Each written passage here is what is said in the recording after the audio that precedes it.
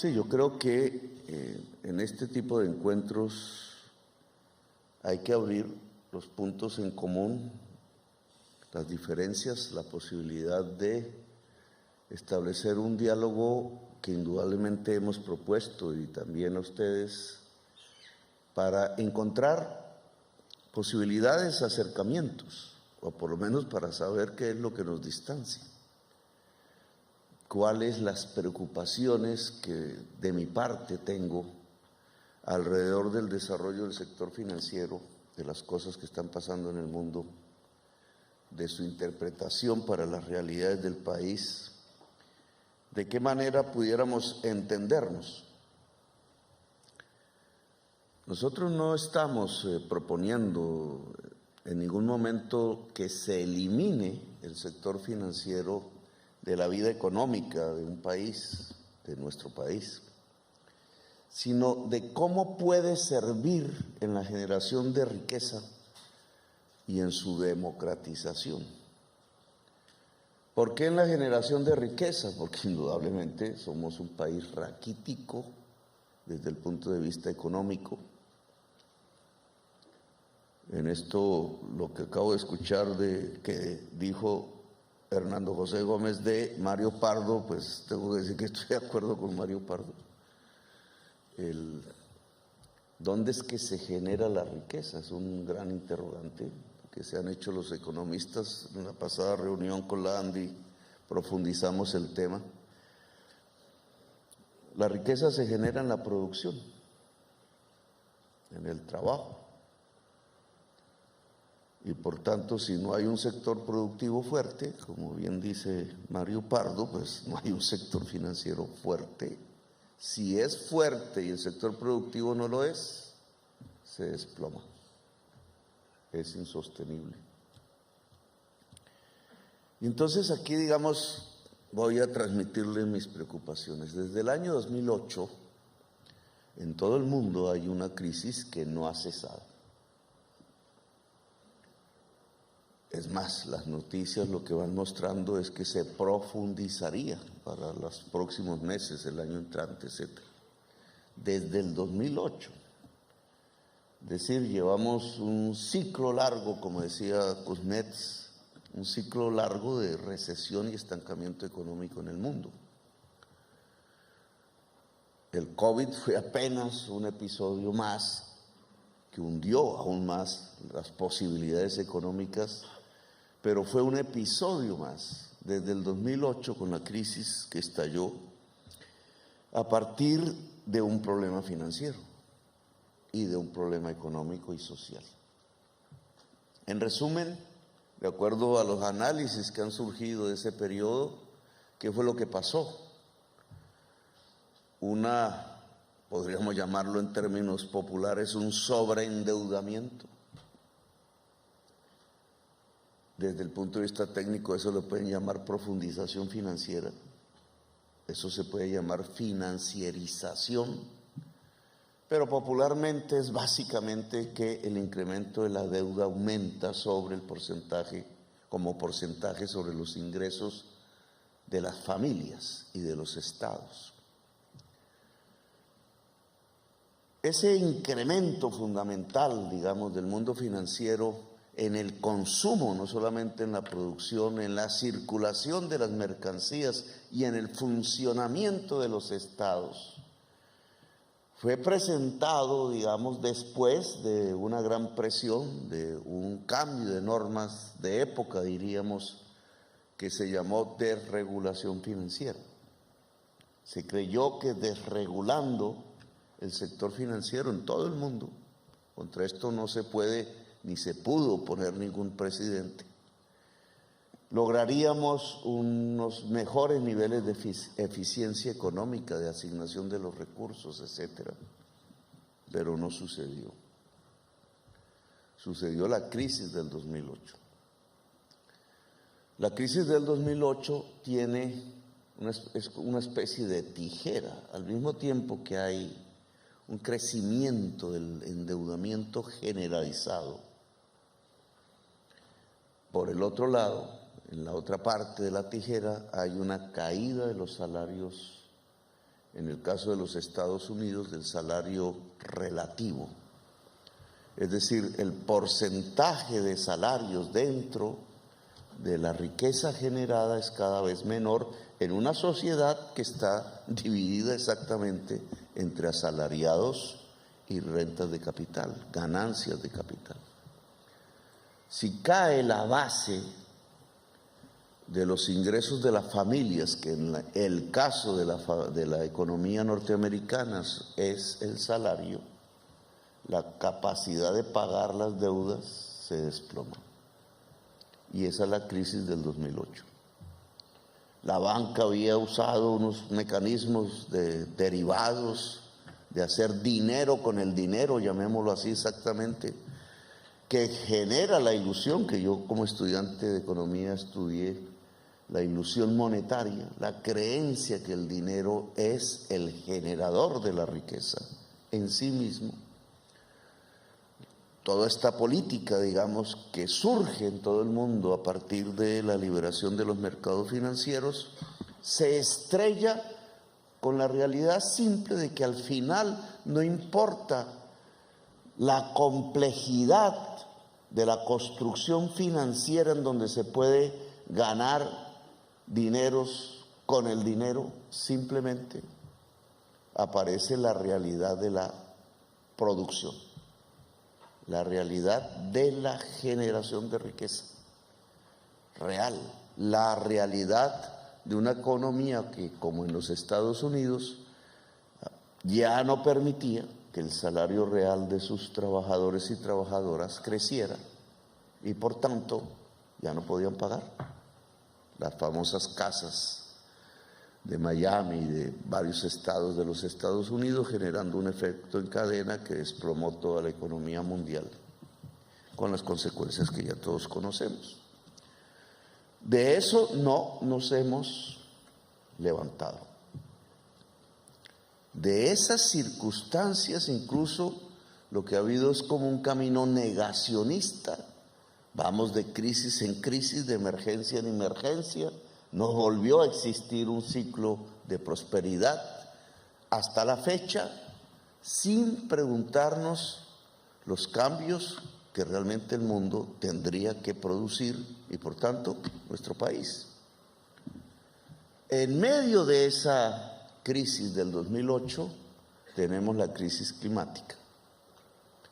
La crisis climática no es un episodio, incluso mediático, televisivo, superable, transitorio, tal cual está planteada por la ciencia, que es la que ha alarmado al mundo. No fuimos nosotros los economistas, fue la ciencia, a pesar que creo que los economistas generaron el problema. Los economistas no pueden interpretarlo porque tienen que negar su propio paradigma con el cual han preceptuado numerosas políticas públicas a lo largo y ancho del mundo. Son los científicos, los biólogos, los climatólogos, los geólogos, etcétera, los que nos están planteando un problema civilizatorio fundamental. Si no descarbonizamos la economía, rápidamente perecemos. No es que se nos empobrece un poquito la vida, no, perecemos en un tiempo que no es muy largo, con un deterioro permanente y paulatino, cada vez más acelerado de deterioro de la calidad de la vida, de lo cual el COVID-19 nos dio una demostración. Es decir, que la crisis, en un principio económica, la del 2008, realmente ha entroncado con la verdadera crisis, que no es simplemente económica, la crisis de la existencia humana. Y en un mundo así, pues las cosas ni son superficiales, ni las podemos negar, ni puede continuar así. Simplemente no y no, porque la especie humana tiene que vivir. ¿Cómo replantear las actuales circunstancias? ¿Cuál? Ustedes hablan de transformación. ¿Cuál? No es solamente nacional, no es local, no es parroquial. Chévere sería que fuera así, porque estaría en nuestras manos incluso. El presidente aquí jugaría un papel importante, pero la realidad es que no. Estamos ante una crisis mundial que es existencial.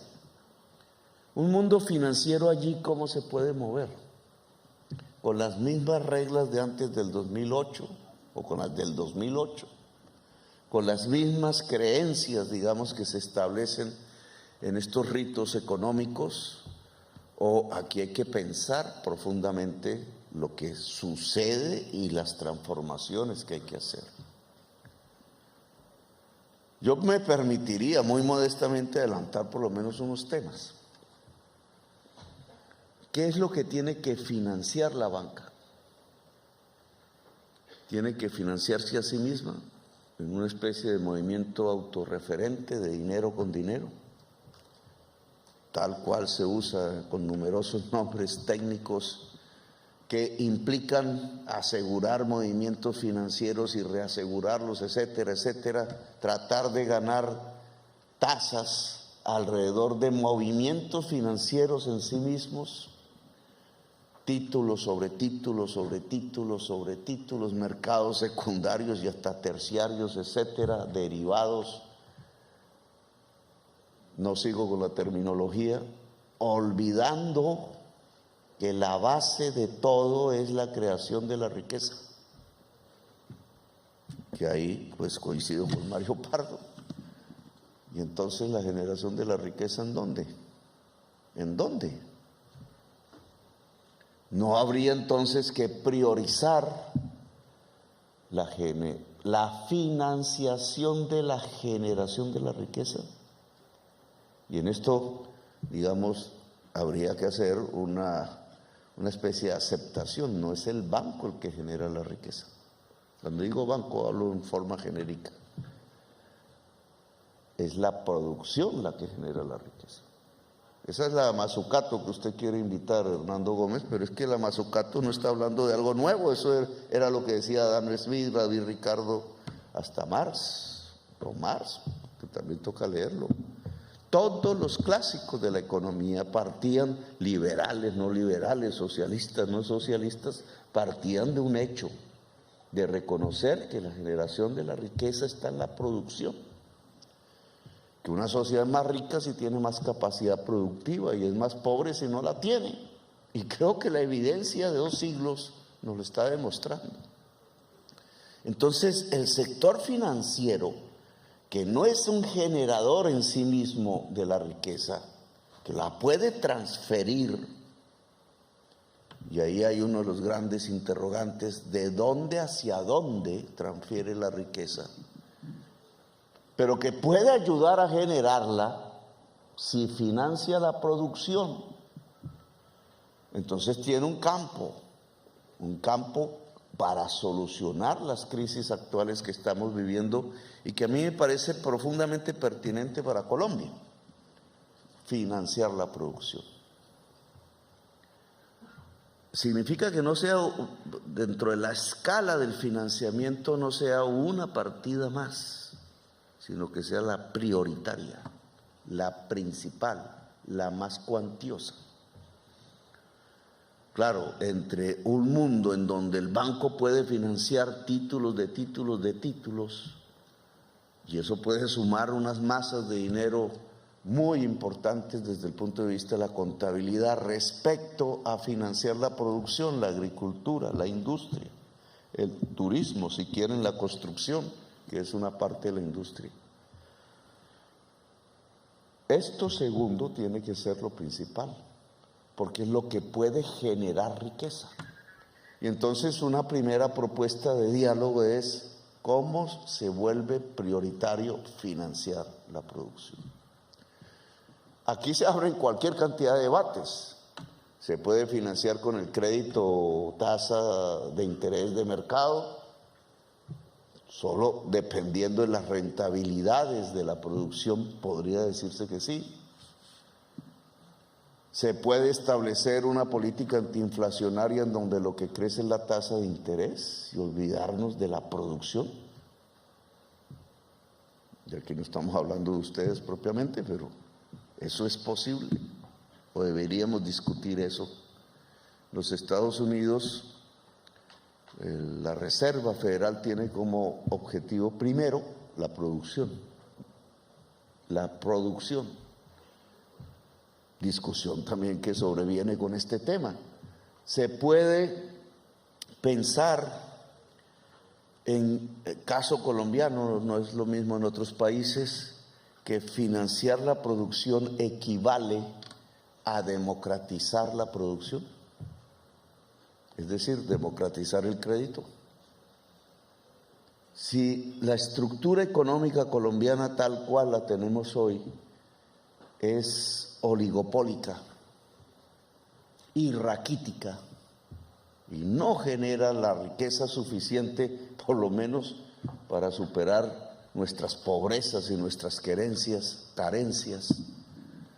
entonces acrecentar la producción en Colombia, caso agricultura, no implica democratizar el crédito para que se democratice la producción agraria.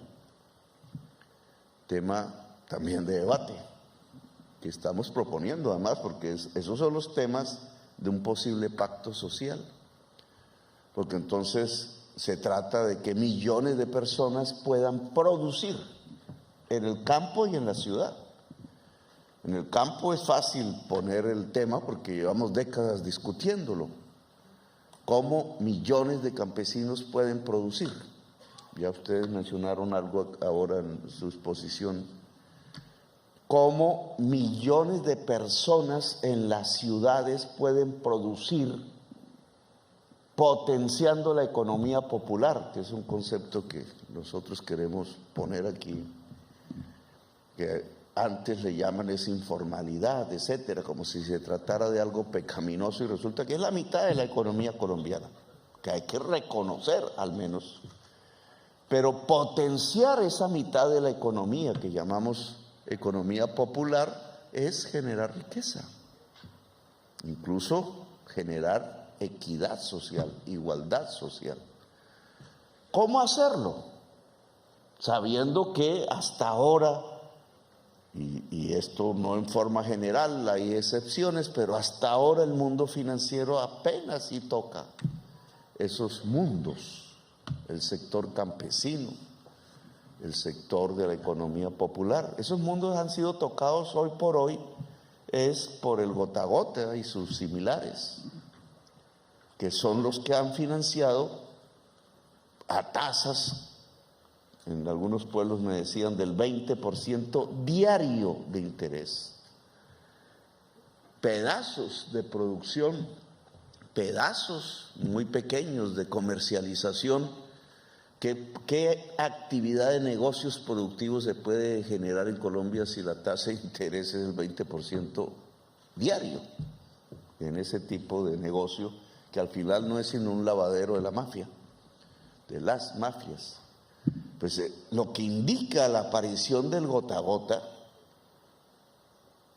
es ni más ni menos una incapacidad del sector financiero por tocar la economía popular y la economía campesina y otras formas que nos muestran un camino por hacer, por construir, que si aceptamos que buena parte del crédito vaya a la producción, entonces tenemos un segundo aspecto, y es que buena parte de ese crédito vaya hacia los nuevos productores o productores y productoras potenciadas que estarían en la economía campesina, del pequeño y mediano empresario agrario, en la cooperativa agraria, en los procesos cooperativos de agroindustrialización que toca implementar, porque si la economía campesina se queda simplemente en el producto bruto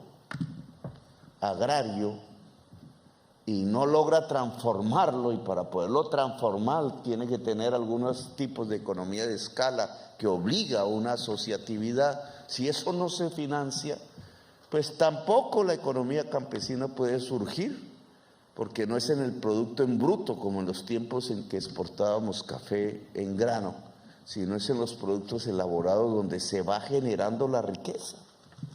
Lo mismo tendríamos que plantearlo en el campo urbano. Claro que hay experiencias. En el campo urbano, cooperativas de mujeres pueden perfectamente pagar los créditos. Alguien dirá, ¿y qué van a producir las cooperativas de mujeres? Confecciones, diría alguien por ahí, entre muchas cosas. Todas las cosas las pueden producir. Pero cuando uno, y toco el ejemplo de las confecciones, cuando uno ve que el Estado, sin proponérselo obviamente institucionalmente, pero ha generado a través de las dinámicas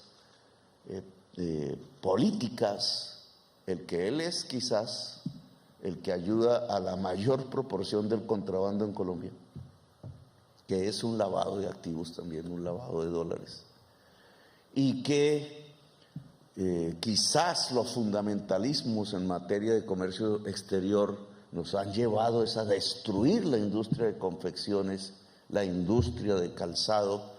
Reaccionaron en los últimos 2 años en las estadísticas del gobierno Duque casi que al 40 y al 50% de crecimiento. Que alguien diría, ¿y cómo es este espectáculo? 40% anual de crecimiento. Pues porque se cayó el peso. Y al caerse el peso se produjo una protección automática, como si se hubiera puesto un arancel del 100%, cuando el peso valía 2.000 y ahora 4.000. Es que se produjo una protección en la confección y en la confección de cueros y de telas, que es lo que explica por qué crece tan rápidamente de un año al otro. Bueno, y entonces una política de industrialización, una política de crecimiento agrario, de agroindustrialización, es decir, una política de creación de riqueza, no solamente necesita de una democratización del crédito, sino de otras políticas públicas, pero aquí hablemos de eso. ¿Cómo lograr la transferencia de riqueza, del ahorro, del dinero a través del sector financiero hacia la financiación de la producción, y cómo lograr, financiando la producción, que se democratice entonces la producción y por tanto la riqueza? Es decir, que la sociedad colombiana sea más igualitaria. Si es más igualitaria, será una sociedad muchísimo más pacífica. El tema de la paz aquí es un eje central. Y agregaría un tercer elemento, y simplemente en medio de esta crisis que estamos viviendo en el mundo desde el 2008, sin respuestas, no hay respuestas en este momento en construcción, hay balbuceos. Pondría el tercer elemento, y es donde se ha entroncado la crisis financiera mundial, la crisis productiva mundial, y es la crisis climática. No se sabe a ciencia cierta si el capitalismo tal cual lo conocemos es capaz de superar la crisis climática. No hay una ley que nos lo diga. Capitalismo tal cual lo conocemos solo invierte en donde hay rentabilidad. Esa es su lógica. Solo construirá tecnologías e implementará tecnologías si éstas hacen más rentable la producción, es decir, si crean y aumentan productividad, es decir, si hacen que el trabajador por unidad de tiempo produzca más cosas. Ese es el capitalismo. Si esas tecnologías, como las que hoy se necesitan, verdes, pónganle ese apellido si quieren, es decir, que quitan carbón, no son tan rentables, el capitalismo podría simplemente incumplir su tarea y se enfrentaría contra la existencia de la humanidad. Ese es el tema de la discusión mundial. ¿Cómo acelerar el cambio de tecnologías quitando el carbón y el petróleo del camino. Hasta ahora, realmente, si miramos los resultados, estamos perdiendo como humanidad. El que Alemania hoy decida, en estos días decida que su producción industrial se base otra vez en el carbón, así no lo compren a nosotros y hagamos nosotros unos balances positivos, es una derrota de la humanidad. Y eso es lo que está pasando en este momento, un retroceso, incluso en medio de la guerra, para adelantar las tareas de una economía descarbonizada. Si el capital no lo hace, la humanidad lo hará porque no se dejará extinguir. Ahora, supongamos que el capital lo puede hacer. ¿Eso qué significa? Que las finanzas, el mundo del sector financiero, financie la economía descarbonizada y no la economía carbonizada, que espero me entiendan, es la que usa combustibles fósiles y materiales fósiles que terminan emitidos calentando el planeta y creando esta crisis que puede acabar con la vida. El mundo de las finanzas ha estado en varias COPs y allí llegan los lobbies y foros en donde se sientan los principales bancos del mundo con los gobiernos y la prensa mundial a discutir si puede los CEOs de las compañías aseguradoras más grandes, planteando que la visión de los seguros puede garantizar la adaptación al cambio climático porque financiaría actividades, aseguraría actividades menos riesgosas climáticamente y dejaría de asegurar actividades supremamente riesgosas desde el punto de vista climático, que es la tesis, digamos, en donde se puede entroncar el sector financiero con la crisis climática. Esto pasa necesariamente porque hay que dejar de financiar actividades carbónicas, le voy a llamar, que es difícil, porque si hacemos un examen del sector financiero colombiano, de sus utilidades, en la última década, por poner un ejemplo, quizás la del año pasado, esa está, encontraríamos que buena parte de la liquidez, de la forma como ha encontrado las bases para lograr utilidades, es con las regalías, con los depósitos que tienen que ver con la industria petrolera, con las titulaciones que se pueden hacer sobre los hidrocarburos, con la liquidez que a la economía colombiana le generó el hecho de ser exportadora de carbón y de petróleo. Y entonces, ¿cómo se desliga? ¿Cómo se desliga del mundo carbónico al mundo descarbonizado?